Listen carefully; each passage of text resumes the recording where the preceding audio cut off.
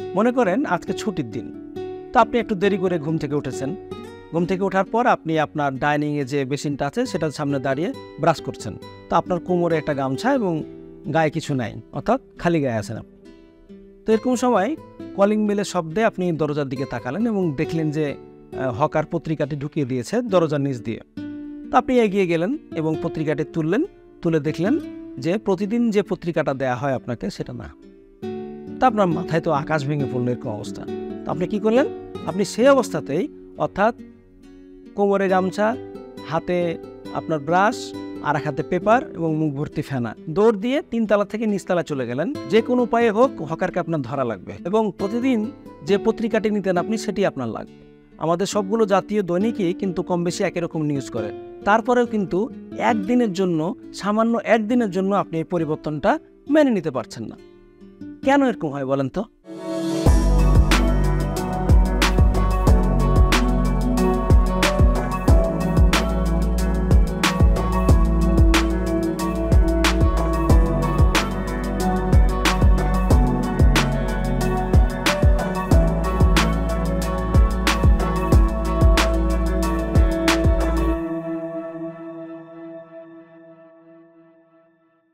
প্রিয় দর্শক, আমন্ত্রণ জানাচ্ছি বেনল দ্য পাইপারের স্টোরি টেলিং ভিডিও সিরিজের নতুন পর্বে। আমরা বিশ্বাস করি গল্প দিয়ে দুনিয়া বদলে দেওয়া সম্ভব। আজকের পর্বে আমরা আলাপ করব কিভাবে স্টোরি টেলিংকে ব্যবহার করে আমরা চেঞ্জ ম্যানেজমেন্টকে ত্বরান্বিত করতে পারি। মানুষ খুব সহজেই কোনো পরিবর্তন বা চেঞ্জ মেনে নিতে পারে না। এটা যেমন তার ব্যক্তি জীবনের জন্য সত্যি, তেমনি পেশাগত জীবনের জন্য। চেঞ্জ আসলে মানুষ বাধা দেবেই, তারপরেও কিন্তু আমাদের চেঞ্জ করতে হয়। তো নানা কারণেই একটি প্রতিষ্ঠানকে চেঞ্জের ভিতর দিয়ে যেতে হয়। এটা ভিতরের কারণে হতে পারে, বাইরের কারণে হতে পারে। একজন ভালো লিডার সবার আগে চেঞ্জের গুরুত্বটা এবং চেঞ্জের প্রয়োজনীয়তাটা বুঝতে পারেন এবং সেভাবে তিনি তার টিমকে অবহিত করেন, তাদের উদ্বুদ্ধ করেন এবং সেই মোতাবেক কাজ করেন। সঠিক সময়ে যদি সঠিক চেঞ্জটা আমরা না করতে পারি তাহলে কি হয়? সেই প্রতিষ্ঠানটা কিন্তু টিকেও থাকতে পারে না, এগিয়েও যেতে পারে না। কিন্তু কোনো পরিবর্তনের কথা যখন আপনি আপনার কর্মীদের সামনে বা আপনার স্টাফদের সামনে বা আপনার দলের লোকজনের সামনে বলবেন, তখন কিন্তু সহজে তারা এটা মেনে নিতে চায় না। তাদের মাথার মধ্যে নানান রকমের প্রশ্ন খেলা করতে থাকে। কেন এই চেঞ্জ? কেন এই পরিবর্তন? এই পরিবর্তনে আমার কি লাভ হবে? আমার যদি লাভ না হয় তাহলে নিশ্চয় আমার কোনো ক্ষতি আছে। খুব সিম্পল একটা জিনিস দেখেন, হয়তো অফিসের বস বলছেন যে আগামী মাস থেকে আমরা দুধ চায়ের পরিবর্তে গ্রিন টি দিব। সে বেচারা হয়তো একটা ভালো উদ্দেশ্য নিয়ে বলছেন, টাকা পয়সা বাঁচানোর জন্য না, হয়তো স্বাস্থ্যের কথা চিন্তা করে বলেছেন এটা। কিন্তু দেখবেন একটা বড় অংশ থেকে প্রতিবাদ আসবে। সঠিকভাবে যদি আপনি চেঞ্জের পুরো বিষয়টা আপনি সবার সামনে উপস্থাপন করতে না পারেন তাহলে কিন্তু, বা সেই গল্পটা সঠিকভাবে বলতে না পারেন, তাহলে কিন্তু এটার ফল কখনো ভালো আসবে না। এবং এটা বাস্তবায়ন করার সময়, প্ল্যান করার সময় আপনাকে এই চিন্তা ভাবনাগুলো মাথার মধ্যে রাখতে হবে। চেঞ্জ ম্যানেজমেন্টকে ত্বরান্বিত করার জন্য স্টোরি হচ্ছে সবচেয়ে পাওয়ারফুল একটা টুল বা ডিভাইস আপনি বলতে পারেন। অনেক বিষয় আছে যেটা আমরা খুব সহজে বলতে পারি না, কিন্তু স্টোরির মাধ্যমে সেটা আমরা বলতে পারি। আর চেঞ্জের ক্ষেত্রে যদি আপনি দেখেন যে বড় বড় প্রেজেন্টেশন, মোটিভেশনাল স্পিচ বলেন, ডেটা বলেন, ইনসাইট বলেন, আগামী দিনের অ্যাচিভমেন্ট বলেন, স্বপ্ন দেখান বলেন, এই জিনিসগুলো না আসলে চেঞ্জকে ত্বরান্বিত করে না। আরেকটা জিনিস দেখবেন খেয়াল করলে, যে যখন আপনি কোনো একটা চেঞ্জের বিষয়ে কথা বলছেন কারো সামনে, প্রত্যেকের মাথায় কিন্তু দেখবেন যে আরেকটা স্টোরি আছে। আপনি একটা স্টোরি বলছেন চেঞ্জের, তার মাথায় কিন্তু সে আরেকটা স্টোরি আছে এবং সেটাকে আমরা বলি অ্যান্টি স্টোরি। তো হয় কি, আপনি যাই বলেন না কেন মাথা থেকে একটা প্রতিবাদ আসে বা একটা প্রতিরোধ আসে, হয়তো প্রকাশ করে না। কাজেই এই অ্যান্টি স্টোরিকে সরানোর জন্য এবং চেঞ্জকে ত্বরান্বিত করার জন্য আপনাকে একটা ভালো স্টোরি বলতে হবে, যেটা কিনা আপনার চেঞ্জকে খুব সুন্দরভাবে বাস্তবায়ন করতে সাহায্য করবে। যে কোনো প্রতিষ্ঠানে চেঞ্জ ম্যানেজমেন্ট করতে চাইলে এবং সেই চেঞ্জ ম্যানেজমেন্টটা যদি আমরা স্টোরি টেলিংয়ের মাধ্যমে করতে চাই, সেক্ষেত্রে আমাদের 3 ধরনের গল্প বলতে হয়। প্রথমটি হচ্ছে হোয়াই স্টোরি, দ্বিতীয়টি হচ্ছে ভিশন স্টোরি এবং থার্ড সেটা হচ্ছে ইন্সপিরেশনাল স্টোরি। তো আজকের ভিডিওতে, অর্থাৎ আজকের পর্বে আমরা সেই 3টি বিষয় নিয়ে ছোট ছোট করে আলোচনা করার চেষ্টা করব আপনাদের সামনে। প্রথমে হচ্ছে হোয়াই স্টোরি। বিভিন্ন প্রতিষ্ঠানে বড় বড় লিডার যারা কাজ করেন বা যারা চেঞ্জ ম্যানেজমেন্ট নিয়ে এক্সপার্ট, তারা যখন কোনো একটা প্রতিষ্ঠানে চেঞ্জ ম্যানেজমেন্ট করতে চান, তখন তারা কি করেন? তারা কর্মীদের বা যারা সহকর্মী আছে তাদেরকে কিন্তু কেন এই চেঞ্জ সে বিষয়টা বলতে চান না বা বলেন না। তারা সবসময় কি বলেন? যে এই চেঞ্জটা কিভাবে করতে হবে। এর ফলে যে প্রবলেমটা হয়, যখন একটা মানুষ জানে না যে চেঞ্জটা কেন, তখন কিন্তু সেই এই চেঞ্জের মধ্যে নিজেকে সামিল করতে পারে না। তাই কেন চেঞ্জ করা হচ্ছে বা চেঞ্জের ড্রাইভার কোনগুলো বা কোন কারণগুলো চেঞ্জকে অনিবার্য করে তুলেছে সে বিষয়টি কিন্তু খোলামেলাভাবে বলতে হবে, প্রত্যেকের সামনে বলতে হবে। একজন দুইজন জানলে হবে না, সিইও জানলে হবে না, বা ডিপার্টমেন্টের হেড জানলে হবে না, সবাইকে জানতে হবে। তো একটা ছোট্ট উদাহরণ দেই, আপনার খুব পরিচিত পরিবেশের একটা উদাহরণ, যে আপনি আপনার সন্তানকে একদিন বললেন খাবার টেবিলে যে আগামী মাস থেকে মাসে একদিন তুমি মুরগির মাংস খেতে পারবা। তা আপনার ছেলে কি করবে? বেশিরভাগ ক্ষেত্রে যেটা দেখা যায় যে ও রাগ করে চলে যাবে, খাবে না, খেতে আসবে না, কান্নাকাটি করবে, অনেক রিয়াক্ট করবে। কিন্তু আপনি যদি তাকে বলেন যে এই কারণে, সেটা হতে পারে আপনার অর্থনৈতিক অবস্থা খারাপ বা সেই ছেলেটাকে মাংস খেতে নিষেধ করেছে ডাক্তার, এই বিষয়টা যদি একটু খুলে বলেন বা ওয়াইটা যদি আপনি বলেন, তখন দেখবেন সে কিন্তু এত কঠিনভাবে রিয়াক্ট করবে না, হয়তো সামান্য রিয়াক্ট করবে। মোটা দাগে মূলত 4টা কারণে আমাদের হয় স্টোরি বলতে হবে। প্রথম কারণটি হচ্ছে তথ্য প্রযুক্তি বদলে যাচ্ছে। দ্বিতীয় কারণটি হচ্ছে যে সরকারি নীতিমালায় পরিবর্তন হতে পারে। তৃতীয় কারণটি হচ্ছে ভোক্তা যারা আছে আমরা, তাদের রুচি চাহিদার পরিবর্তন। এবং চতুর্থ যেটি হচ্ছে সেটা হচ্ছে যে প্রতিযোগিতার ধরন বদলে যাচ্ছে সারা পৃথিবীতে। এই 4টি কারণে আমাদেরকে হোয়াই স্টোরিটা বলতে হবে। প্রথম কারণটি হচ্ছে তথ্য প্রযুক্তি বদলে যাওয়া। সত্যি কথা বলতে কি, তথ্য প্রযুক্তি আমাদের জীবনকে আমূল পরিবর্তন করেছে। আপনি যদি বলেন যে আপনার জীবনযাপন, আপনার ইনকাম, আপনার খরচ, আপনার চলাফেরা, যোগাযোগ, সব ক্ষেত্রেই তথ্য প্রযুক্তি কিন্তু একটা প্রভাব ফেলেছে। তথ্য প্রযুক্তি যেমন আমাদের জীবনে অনেক ইতিবাচক পরিবর্তন নিয়ে এসেছে, ঠিক তেমনি কিন্তু বিপরীত চিত্র আমরা দেখতে পাই। তথ্য প্রযুক্তির এই বিকাশ, এই ক্ষমতার কারণে অনেক সময় আমরা দেখেছি যে অনেক প্রতিষ্ঠান, অনেক ব্যবসা উঠে গেছে। আপনি যদি একটু খেয়াল করেন দেখবেন যে পাড়ার মোড়ের যে ছবি প্রিন্ট করার দোকান ছিল, স্টুডিও ছিল, এগুলো কিন্তু আর দেখা যায় না।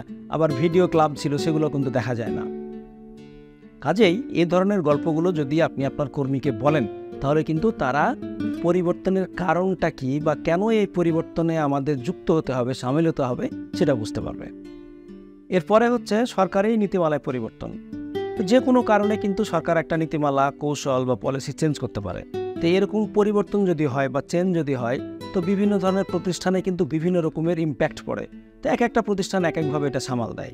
সরকারের একটা নীতিমালা পরিবর্তনের কারণে দেখা যাচ্ছে কোনো একটা বড় প্রতিষ্ঠান রাতারাতি একদম ছোট প্রতিষ্ঠানে পরিণত হয়ে গেল, ওদের ব্যবসা বন্ধ হয়ে গেল। আবার এরকমও দেখা যায় যে খুব ছোটোখাটো একটা প্রতিষ্ঠান সরকারের একটা নীতিমালা পরিবর্তনের কারণে ফুলে ফেঁপে অনেক বড় হয়ে গেল, একটা অনেক বড় অপরচুনিটি পেল।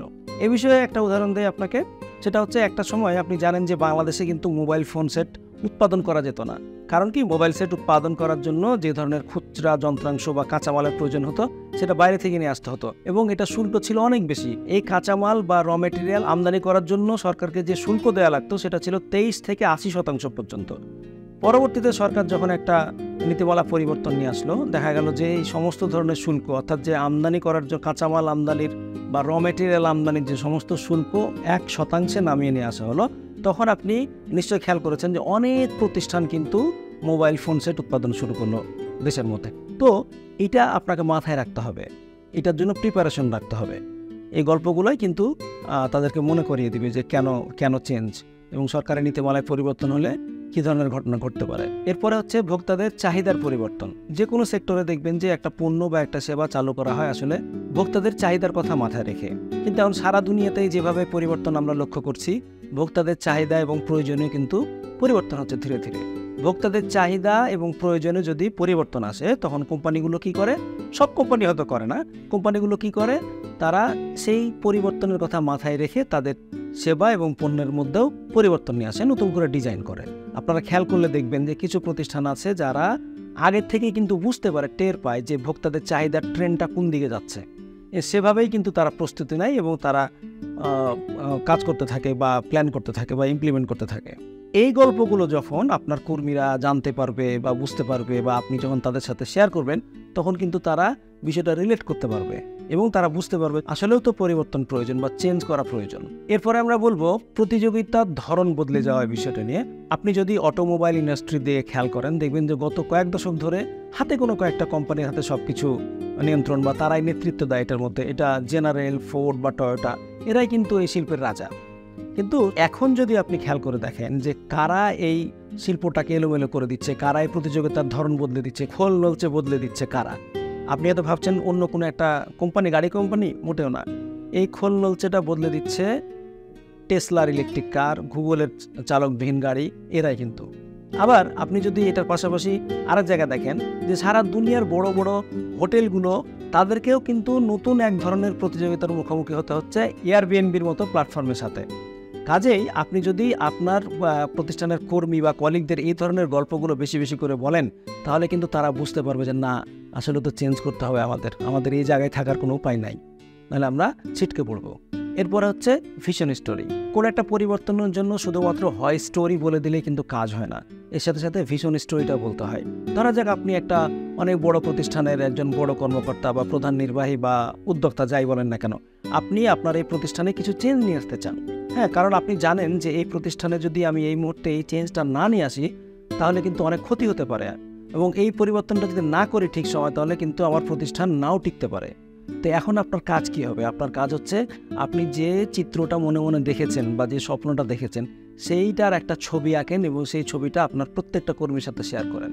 এই ভিশনটা যাতে সবার মাথার মধ্যে ঢুকে যায়, সবাই যাতে একসাথে দেখতে পায় সেই ছবিটা। আপনি নিজে যে ছবিটা দেখতে পারছেন বা যে ছবিটা আপনি দেখতে চান, সেই ছবিটা কিন্তু আপনার প্রত্যেকটা কর্মীকে নিয়ে একসাথে দেখতে হবে। আসলে হচ্ছে একটা নতুন পৃথিবীর স্বপ্ন দেখাতে হবে, একটা ডিফারেন্ট ওয়ার্ল্ড, একটা নতুন ওয়ার্ল্ড। এই ওয়ার্ল্ডটা এত সুন্দর হবে, এত বিউটিফুল হবে, এত কমফোর্টেবল হবে, যেখানে যাওয়ার জন্য সবাই কিন্তু অস্থির হয়ে যাবে, ভিসা চাইবে, এমনকি কেউ কেউ এটার সিটিজেনশিপও চাইতে পারে। কিন্তু এ ধরনের ছবি আঁকা বা পেইন্ট করা, একটা পিকচার আঁকা, এটা খুব কঠিন কাজ। এটার জন্য অনেক ধরনের মেটাফোর দরকার হয়। যারা বড় বড় leader, great leader, Bangabandhu, Martin Luther king, এই ধরনের মানুষ কিন্তু এরকম স্বপ্ন দেখিয়েছিলেন। সারা পৃথিবীতে হাতে গোনা কয়েকজন মানুষ কিন্তু এরকম পৃথিবীর স্বপ্ন দেখাতে পারে। তবে আপনাকে চেষ্টা করতে হবে আপনার জায়গা থেকে। এরপরে হচ্ছে ইন্সপিরেশনাল স্টোরি। পরিবর্তনের জন্য শুধুমাত্র যে ভিশন স্টোরি বা হোয়াই স্টোরি বললেন তাতে কাজ হয়ে গেল, তা কিন্তু না। আমাদের কিছু ইন্সপিরেশনাল স্টোরি বলতে হবে, যে স্টোরিগুলো জানার ফলে আপনার কর্মী যারা আছে তাদের মধ্যে যে ভয় আছে, শঙ্কা আছে বা অবিশ্বাস আছে, সেগুলো দূর হবে। আমরা জানি যে কোনো ধরনের চেঞ্জে ভয় একটা বড় বাধা হিসেবে কাজ করে, মানুষ ভয় পায় নতুন কিছু করার জন্য।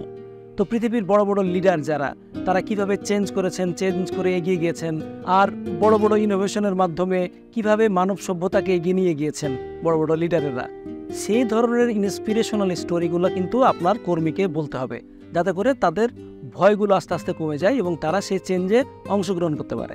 প্রিয় দর্শক, আমাদের ভিডিও ভালো লাগলে অবশ্যই আপনারা আমাদের চ্যানেলটি সাবস্ক্রাইব করবেন, আমাদের ভিডিওগুলো লাইক করবেন এবং শেয়ার করবেন, আর কমেন্ট করে আপনাদের মতামত জানিয়ে দিবেন। আগামীতে আরেকটি ভিডিও নিয়ে আসবো আপনাদের সামনে। সে পর্যন্ত সবাই ভালো থাকবেন।